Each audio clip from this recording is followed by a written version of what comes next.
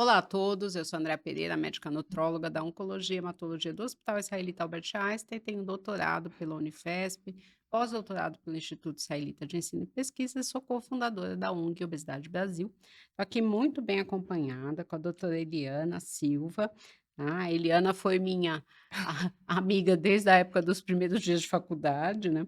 Médica endocrinologista, doutorado pela disciplina de endocrinologia da Unifesp e ela é endocrinologista do AME de Idoso Sudoeste pela SPDM. A gente está aqui hoje, né, para falar um pouco, esse mês todo, a gente vai falar da importância da ciência no tratamento das doenças. E uma das coisas que a gente mais vê é fake news, crendices, achismos, né, em obesidade e diabetes. Então, é exatamente isso que a gente vai conversar hoje. E aí eu ia te falar exatamente isso, né, Helena? Qual que é a diferença da ciência no tratamento, por exemplo, da obesidade? Muitas pessoas acham que o que aparece na internet é correto. O que que você acha disso? Inicialmente, André, é um prazer estar aqui com você.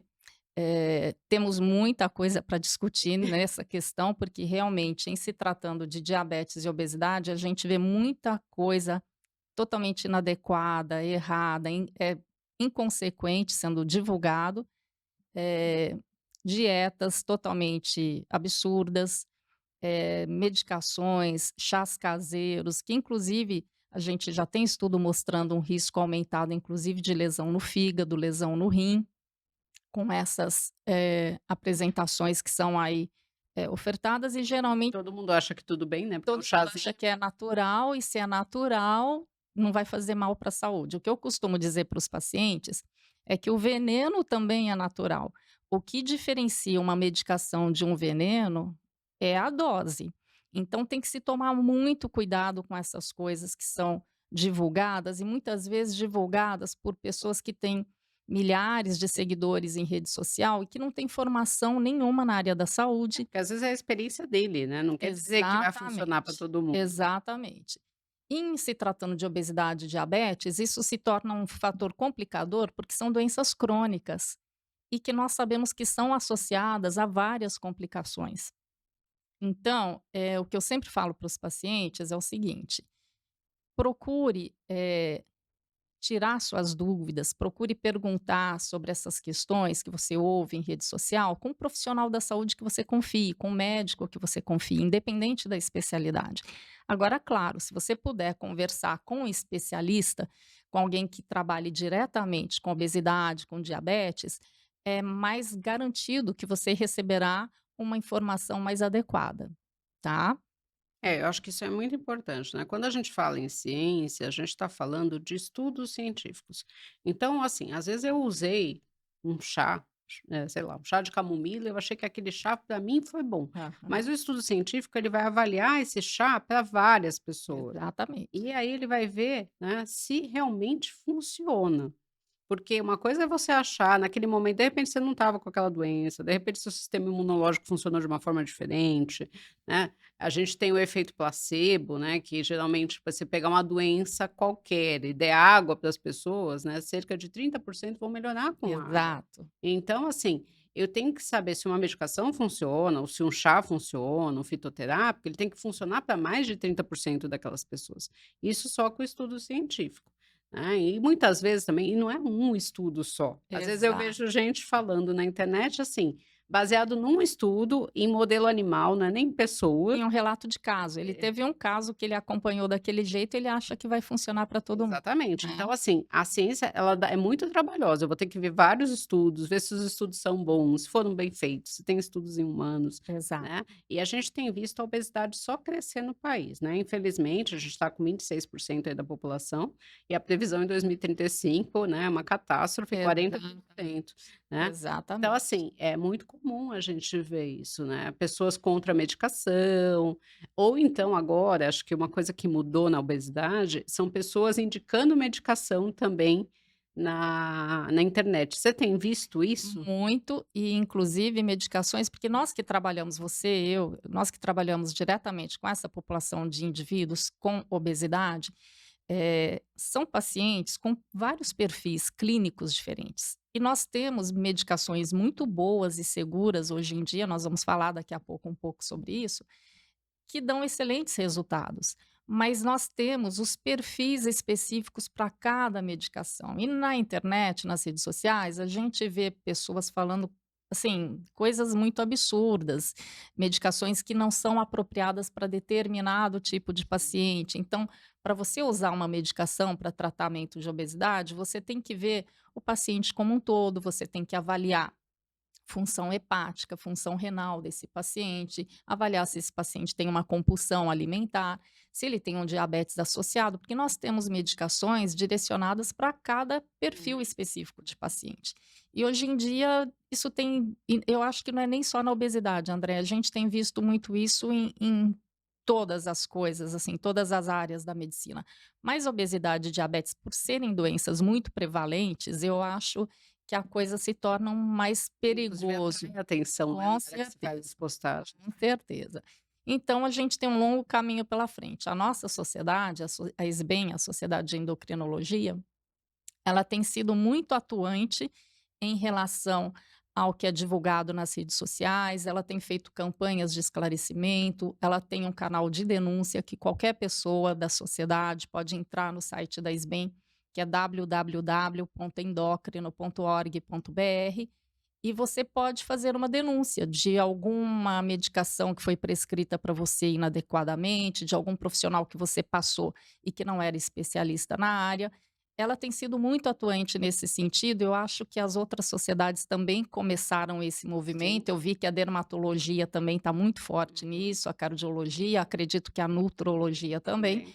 porque a gente precisa realmente alertar as pessoas, porque isso torna-se assim cada vez mais arriscado fazer determinadas coisas que são difundidas na internet, nas redes sociais, para a saúde do indivíduo. Então, precisamos realmente, eu acho que as sociedades de especialidades estão mais atuantes nesses últimos 3, 4 anos, desde que começou a pandemia, e eu espero que daqui para frente a gente tenha um trabalho mais intensivo nesse sentido de esclarecimento, de educação realmente da população.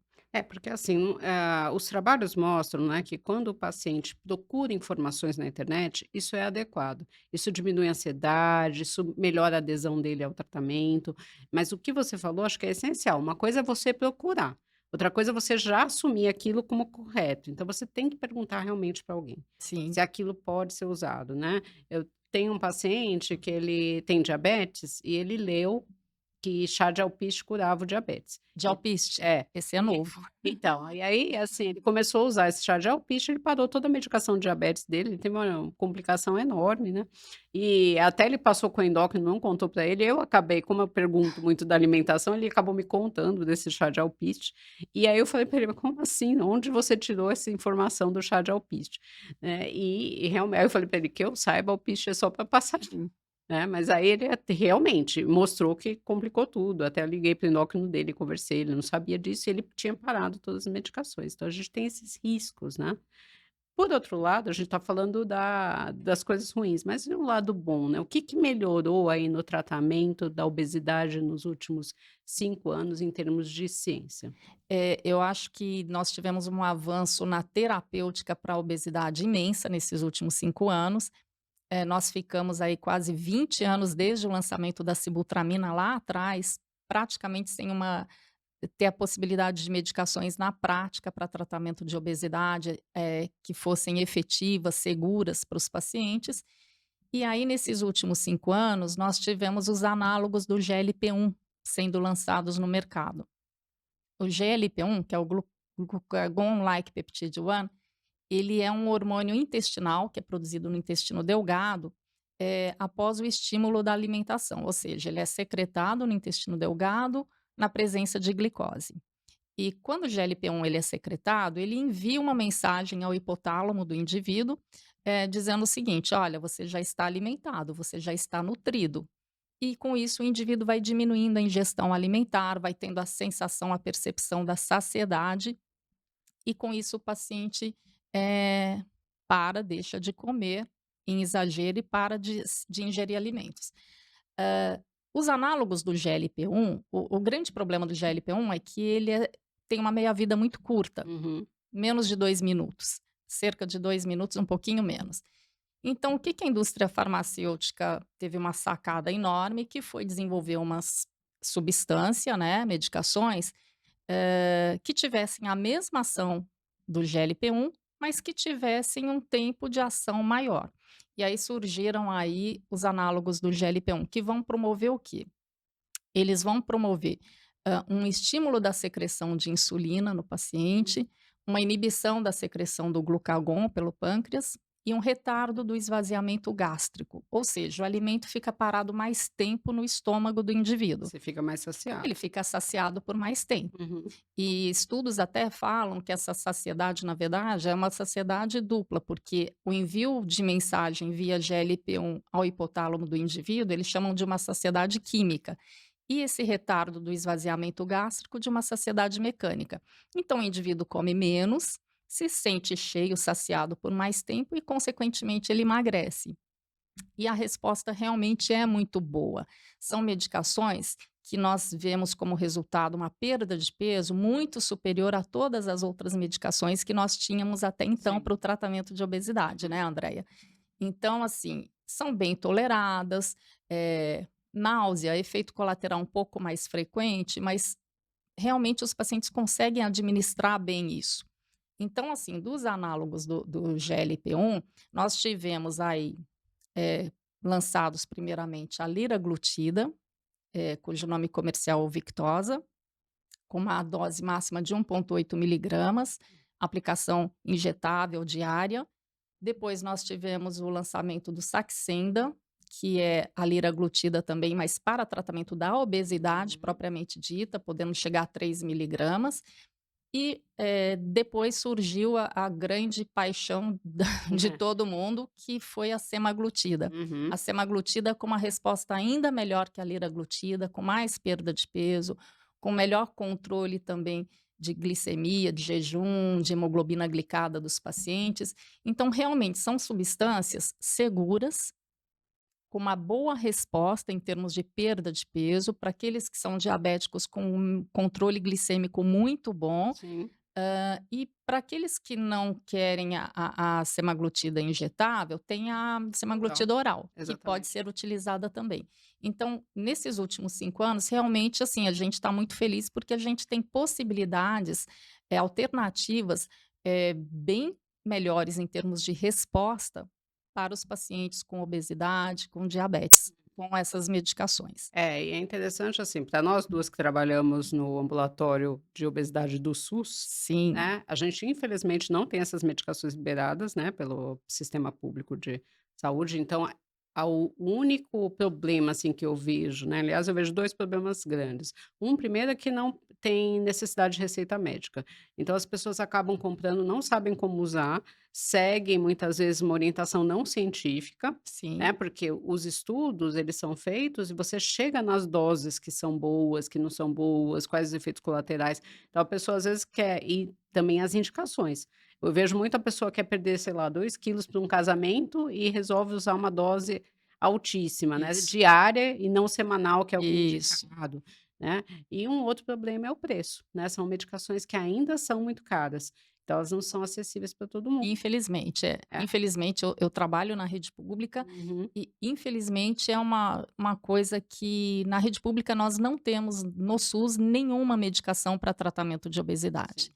Então, assim, infelizmente, os gestores ainda continuam ignorando a importância do tratamento da obesidade, sendo que você tratando a obesidade, você vai estar prevenindo uma série de complicações para o indivíduo no Sim, você vai ter futuro uma economia, e o né. custo no sistema de saúde lá na frente será Sim. garantido, porque obesidade todos nós sabemos que está associada a uma série de complicações e de comorbidades. Uhum. Mas infelizmente não temos essas medicações ainda na rede pública. Sim. É, e ainda não tem uma perspectiva. Agora para o segundo semestre, né, tá se falando de mais lançamentos, né. A Sim, gente tem semaglutida numa dose maior, né, a isso, gente vai ter uma combinação aí de GLP-1 isso, e também vai ter o genérico do liraglutida. Então acho que no segundo aham, semestre, Resta saber o quanto vai sair esse Esse segundo semestre realmente, assim, está cheio de promessas, temos lançamentos muito bons que virão Hã. agora, a semaglutida 2,4 miligramas para o tratamento da obesidade, a tirzepatida que também vai ser lançada Uhum. agora, o genérico que estão prometendo. Então, assim, nós estamos ansiosos esperando, porque realmente a gente precisa ter Sim, estas possibilidades para o tratamento da população, especialmente população, eh, da rede pública, sim. né. Então vamos esperar. E Aham. para o diabetes? A gente sabe que essas medicações podem ser usadas para o diabetes também, Sim. né. Tem alguma coisa nos últimos 5 anos além disso que você Sim, pode sim. falar? Na verdade, começou até um pouco antes, porque, o mecanismo de ação do GLP-1 promovendo essa saciedade, esse retardo do esvaziamento gástrico, lá atrás, entre 8 anos, 9 anos, foram lançadas substâncias que são, os inibidores da DPP-4, é a dipeptidil peptidase 4, que é a enzima que degrada o GLP-1. Então, o que que a indústria farmacêutica fez? Ela investiu pesado para desenvolver substância que inibisse essa DPP-4. E aí nós temos o grupo das glipitinas, a vildagliptina, a alogliptina, linagliptina, que é uma classe que faz com que o GLP-1 não seja degradado tão rapidamente. Então, a gente vai ter os benefícios das ações do GLP-1. O indivíduo vai ter uma sensação de saciedade, o indivíduo vai ter um controle muito bom de glicemia de jejum, hemoglobina glicada. Ela realmente, ela trouxe assim, foi uma revolução no tratamento do diabetes, tá? E são medicações que são muito bem toleradas e que praticamente não causam hipoglicemia nos pacientes diabéticos. Uhum. E podem ser usados em monoterapia ou associadas a outras medicações tradicionais do diabetes. Pode ser usado junto com insulina, pode ser usado em associação com sulfonilureia, com biguanida, que é a metformina. Então, são medicações extremamente seguras que promovem um controle glicêmico excelente no paciente diabético e que ainda ajudam o paciente a perder um pouco de peso, tá? Então, os inibidores da DPP-4, há uns 8 anos atrás, já trouxe assim um sucesso, vamos dizer, em termos de terapêutica para o diabetes. Sim. E mais recentemente, nós tivemos o lançamento dos inibidores da SGLT2, tá? A gente sabe que o paciente com diabetes tipo 2, ele tem uma reabsorção tubular renal de glicose aumentada.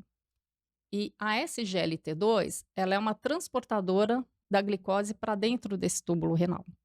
Então, quando você tem uma medicação que inibe essa SGLT2, você vai ter o quê? Você vai inibir a reabsorção tubular renal de glicose no paciente diabético e ele vai ter uma excreção renal aumentada de glicose.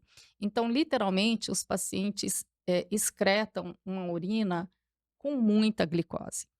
E isso promove não só uma perda de peso no paciente, mas um excelente controle glicêmico do paciente, tanto em termos de glicemia de jejum quanto hemoglobina glicada, reduz nível de pressão arterial nesses pacientes também. Então, nós estamos falando das classes das gliflosinas, a Uhum. dapagliflozina, a empagliflozina, são substâncias que, inclusive, estão aprovadas hoje em dia, Andréia, não só para o tratamento do diabetes, mas também para o tratamento de cardiopatia, de insuficiência cardíaca. Por quê? Nos estudos fase 1, 2 e 3, eles perceberam que os pacientes não só melhoravam o controle glicêmico, o controle do diabetes, mas houve redução do número de eventos cardiovasculares nesses pacientes, inclusive redução de internações por ICC descompensada. Então, hoje em dia, consta em bula, já aprovado inclusive Uhum. no nosso país, tanto a dapagliflozina, que é o Forxiga, o nome comercial, quanto a empagliflozina, que é o Jardiance, eles são aprovados para tratamento de ICC, independente da presença de diabetes ou não. Então, a cardiologia tem usado muito também, mesmo para o indivíduo não diabético, essas substâncias são indicadas. E realmente, assim, a gente tem visto uma melhora no controle glicêmico dos pacientes muito Que é importante, essencial para essencial. o diabetes, né. O paciente com diabetes, ele tem, como eu falei no início, o dobro do risco cardiovascular do que a população geral. Sim. Então, a principal causa de óbito nos pacientes com diabetes é realmente um evento cardiovascular, um infarto, um AVC, uma ICC descompensada. Então, você reduzindo esses riscos, você já melhora aí muito aí o prognóstico desse paciente. É, e assim, e essas medicações são aprovadas pelo SUS? Olha, felizmente a dapagliflozina está há 1 ano, há quase 1 ano e meio liberada no SUS, Uhum. mas não para todos os pacientes, Tá. para os pacientes com diabetes acima de 65 anos. Então, assim, e para os pacientes agora, como a Anvisa já liberou para ICC, também para os pacientes com insuficiência cardíaca. Mas acima de 65 anos entra como medicação de alto custo, tá? É, eu acho que, assim, pelo menos e o que eu vejo, né, se a gente for pesquisar, obesidade, diabetes, a gente tem muito mais coisas liberadas no serviço público, né, no sistema público de saúde para diabetes, do que obesidade, que a gente não tem nada, né. Nada, absolutamente nada. Isso a gente pode fazer até um outro podcast do porquê que isso Sim, acontece, a gente sabe que tem um preconceito, sim, tem tudo isso, né. Da minha área, o que a gente vê muito, né, são as dietas milagrosas aí para curar diabetes, né. Toda doença crônica, demanda nas pessoas uma necessidade de cura, né. É muito sim, difícil você se considerar um doente para sempre, né. sim, Às vezes a gente ouve exatamente isso: "Olha, não, mas é para sempre, eu vou ter que tomar remédio sempre", né.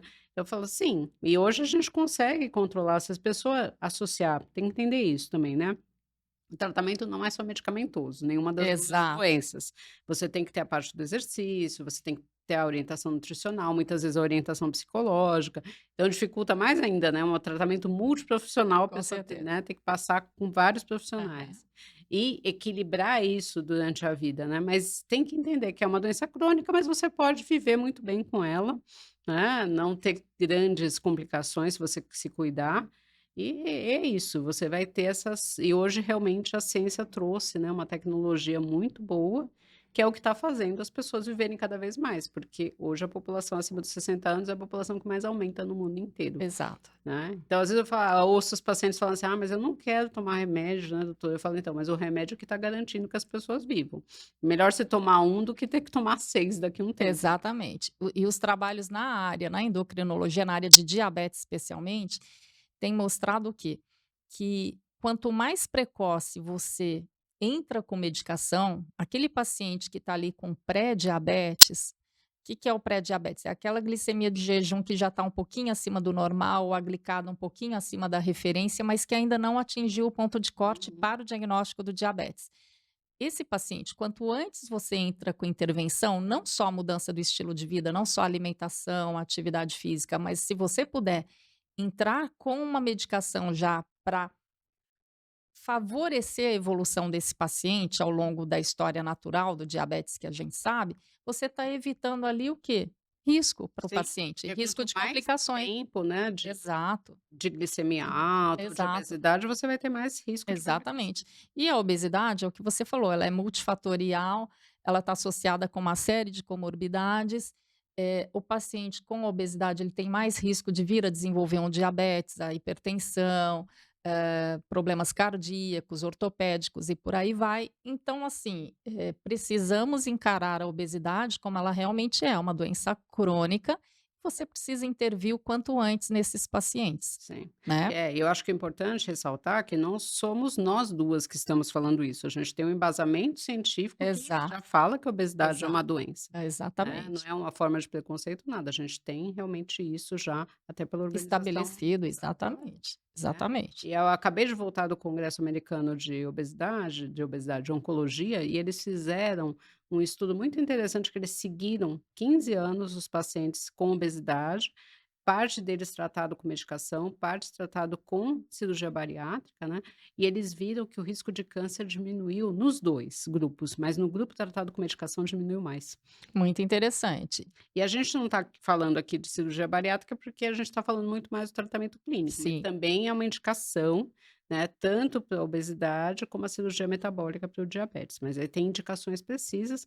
Uma das coisas que acontece muito no SUS é que a fila da cirurgia bariátrica fica muito cheia, porque você não tem a medicação liberada para os pacientes. Então a única Uhum. solução deles é mudar estilo de vida ou operar. Eles não têm o Exatamente. o meio termo. E aí a cirurgia bariátrica na rede pública também é um problema, porque a maior parte das instituições, está com a fila praticamente fechada pelo tamanho, pelo número de Sim, pacientes esperando aí o tempo médio de 8 a 10 anos para ser realizada a cirurgia bariátrica. Então, realmente, no campo da obesidade, precisamos na rede pública ter um ajuste aí, precisamos de alguma coisa no sentido de encarar esse tratamento de uma forma mais efetiva, sim. né. Eu sei que você já falou isso, mas eu queria só ressaltar para as pessoas que estão nos ouvindo, que ouvem muitas pessoas, né, a gente sabe que tem pessoas especializadas, pessoas não especializadas, pessoas que se baseiam em artigos científicos que não.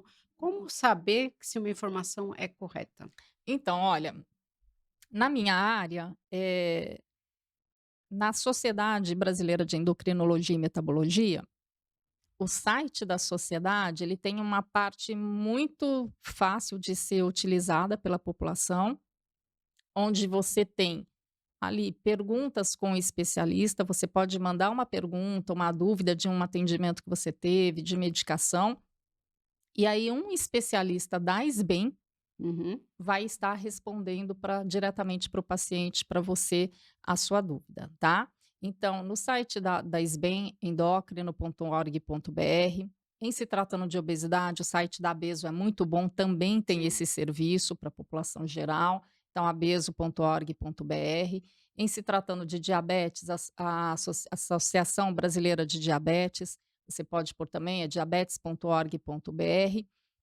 E todas as especialidades existem, esse intercâmbio na rede social para você ter acesso a informações na endócrino, na sociedade de endócrino, melhor dizendo, tem sempre 10 tópicos que são os 10 tópicos que estão mais bombados, vamos usar a linguagem da Uhum. rede social, estão mais atraentes na rede Vira social, viralizados. Viralizados, exatamente. Então eles acabam discutindo, colocando ali. Então, existe, maneira de você procurar informação, isso é muito importante. Medicina hoje em dia é medicina baseada em evidências. Uhum. Então a gente tem que ter medicina com resultados científicos, confirmando ou não determinadas Aí coisas. já emendo a minha última pergunta para você, Uhum. exatamente.